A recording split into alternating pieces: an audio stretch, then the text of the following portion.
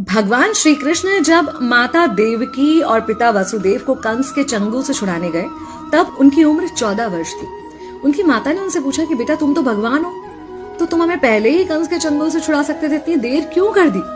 तो कृष्ण जी ने कहा, माता क्या पिछले जन्म में आपने मुझे 14 वर्ष का वनवास नहीं दिया था? माता हैरान रह गई, बोली ये क्या कह रहे हैं आप?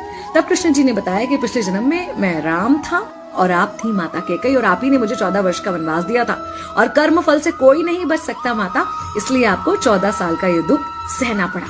तब आश्चर्यचकित होते हुए माता ने पूछा, तो फिर यशोदा पिछले जन्म में कौन थी? कृष्ण जी ने बताया, वो थी माता कौशल्या, जो 14 साल तक अपने पुत्र से अलग रही थी। उन्होंने उस दुख को सहा था, इसलिए इस जन्म में 14 साल मैं उनके पास रहा और मेरे साथ रहने का माता और पुत्र के प्रेम का सुख उन्हें मिला। कहने का मतलब यह है कि कर्म फल से ना उस युग में कोई बचा था, ना आज कोई बचेगा।